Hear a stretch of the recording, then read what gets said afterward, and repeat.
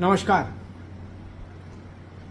69,000 शिक्षक भर्ती में आरक्षण के नियमों का अनुपालन करते हुए नई मेरिट लिस्ट घोषित करने के हाई कोर्ट के आदेश पर देश की सबसे बड़ी अदालत सुप्रीम कोर्ट ने रोक लगा दी।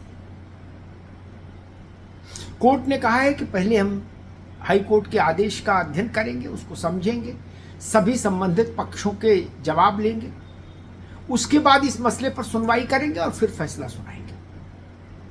तब तक के लिए हाई कोर्ट का निर्णय मुलतवी रहेगा, स्थगित रहेगा, पोस्टपोन रहेगा। यानी सरल भाषा में इसका अर्थ ये हुआ कि आरक्षित वर्ग के जो अभ्यर्थी आरक्षण की विसंगति असंगति के कारण 69,000 शिक्षक भर्ती में नौकरी पाने से वंचित रह गए थे, जिनके लिए हाई कोर्ट ने कहा था कि आप नई मेरिट लिस्ट निकालिए सरकार से, उनको अभी और ज्यादा इंतजार करना होगा आरक्षित वर्ग के उन अभ्यर्थियों को।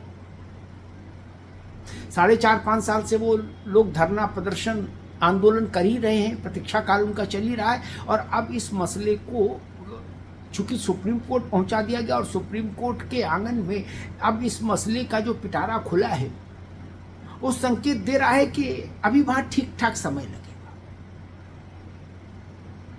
तो व्यवहारिक सच ये हुआ, व्यवहारिक वास्तविकता ये हुई कि आरक्षित वर्ग के अभ्यर्थियों को अभी लंबे समय तक और प्रतीक्षा करनी पड़ सकती है, क्योंकि सभी पक्षों के जवाब, फिर सभी पक्षों की बहस, फिर कोर्ट के सवाल, फिर उन सवालों पर जवाब, फिर बहुत सारी प्रक्रिया आप जानते हैं कोर्ट की सुनवाई की होती है, और उसमें एक बार चीज़ें उलझ जाए तो फिर वो चलती रहती, साल कब बीत जाता पता नहीं लगता।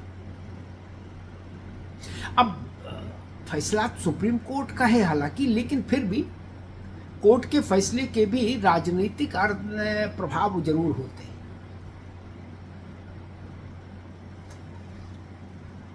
समाजवादी पार्टी के अध्यक्ष और उत्तर प्रदेश के मुख्यमंत्री अखिलेश यादव ने कहा कि सरकार की हीला हवाली के कारण, सरकार की लापरवाही के कारण ये मसला सुप्रीम कोर्ट में गया और वहां हाई कोर्ट के आदेश पर स्टे हो गया।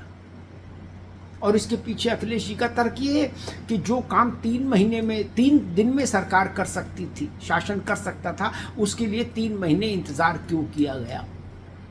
क्या 3 महीने सिर्फ इसलिए इंतजार किया गया कि किसी तरीके से मामला सुप्रीम कोर्ट चला जाए और वहां अटक जाए, लटक जाए? स्वाभाविक है भारतीय जनता पार्टी और उसकी सरकार इस आक्षेप से अपने को अलग करेगी, इसका खंडन करेगी। लेकिन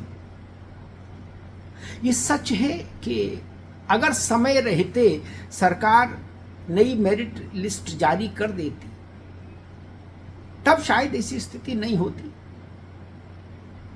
2 काम करने थे सरकार को, एक तो आरक्षित वर्ग के अभ्यर्थियों को आरक्षण के हिसाब से नियुक्ति, और दूसरा जो पहले चयनित हो चुके 4-4.5 साल पहले, उन चयनित अध्यापकों को का जीवन भी अस्थिरता का शिकार नहीं हो, इसके लिए उनकी नौकरियों की सुरक्षा संरक्षा कैसे हो, इसके लिए वैधानिक उपबंध करना, यही तो 2 काम थे। अगर सरकार कर सकती तो बेहतर होता, लेकिन वैसा नहीं हुआ। शासन प्रशासन ने वो गतिशीलता नहीं दिखाई जो दिखाई जानी चाहिए थी ऐसे मामले में, जो इतना संवेदनशील है, और खासतौर पर सामाजिक स्तर पर पिछड़ों और दलितों के आरक्षण से जुड़े मसले हमेशा बहुत संवेदनशील रहे हैं इस देश में, और ये मसला भी वैसे ही है। उनका ऐसे मसलों का सामाजिक असर भी बहुत तीखा होता है और राजनीतिक असर भी बहुत मारक होता है, बहुत तीखा होता है। अब क्रिया प्रतिक्रिया आ रही हैं। अपना दल की मुखिया अनुप्रिया पटेल मोदी सरकार में मंत्री भी हैं, उन्होंने कहा है कि अभ्यर्थी जो हैं आरक्षित वर्ग के वो धैर्य रखें और हम इस लड़ाई में उनके साथ हैं और सुप्रीम कोर्ट से भी जीतेंगे। लेकिन मसला ये कि धैर्य रखें तो कब तक रखें। हरि अनंत, हरि कथा अनंता जैसी स्थितियां हो जाती कई बार। और अब 10 विधानसभा क्षेत्रों में उपचुनाव भी है, और ये उपचुनाव उसी समय हो रहा होगा, मेरे ख्याल से नवंबर से दिसंबर के बीच में हो जाना चाहिए। चुनाव आयोग जल्दी इसके डेट अनाउंस कर देगा। जैसे ही ये हरियाणा और जम्मू कश्मीर के चुनाव निपटेंगे, उसके बाद 2 राज्य और ये बाई इलेक्शंस, सबके डेट एक साथ आ जाएंगे। 10 विधानसभा क्षेत्रों में उपचुनाव होना है उत्तर प्रदेश में, और उसका समय वही होगा जिस समय इस 69,000 भर्ती मामले पर सुप्रीम कोर्ट में सुनवाई चल रही होगी। तय जानिए इसका राजनीतिक असर, राजनीतिक प्रभाव उपचुनाव पर भी पड़ेगा। कितना और कहां तक, इस पर बहस हो सकती है कि कितना असर पड़ेगा और कितना नहीं पड़ेगा, लेकिन यह तय है कि इसका असर पड़ेगा। आरक्षण का विषय राजनीति को प्रभावित ना करे, यह संभव ही नहीं। आरक्षण का आप बोल दीजिए तो राजनीति चलायमान हो जाती है, दोलायमान हो जाती है, डोलने लगती है। यहां तो पूरा आरक्षण है, केवल आ नहीं, तो उसका असर पड़ना तय है। क्योंकि जो पिछड़े वर्ग के नेता हैं उन पर यह दबाव होगा अपने वर्ग से, अपने सामाजिक समूह से, कि वो इस लड़ाई में खुलकर आए, खुलकर बोले। अभी भी आपने देखा होगा कि पिछड़े वर्ग के अभ्यर्थियों ने भारतीय जनता पार्टी और राजग के जो पिछड़े वर्ग के बड़े नेता हैं, उन एक एक करके उनके घरों का घेराव किया था। उसमें केशव प्रसाद मौर्य थे, उसमें अनुप्रिया पटेल थी, उसमें ओम प्रकाश राजभर थे, उसमें भूपेंद्र चौधरी थे जो भाजपा के प्रदेश अध्यक्ष हैं, उसमें स्वतंत्र देव सिंह थे, उसमें संजय निषाद थे। तो इससे आपको ये अंदाज लग जाएगा कि ये मुद्दा कितना सेंसिटिव है और कितना ज्वलनशील भी है, इसका ताप कितना है, दाहक शक्ति।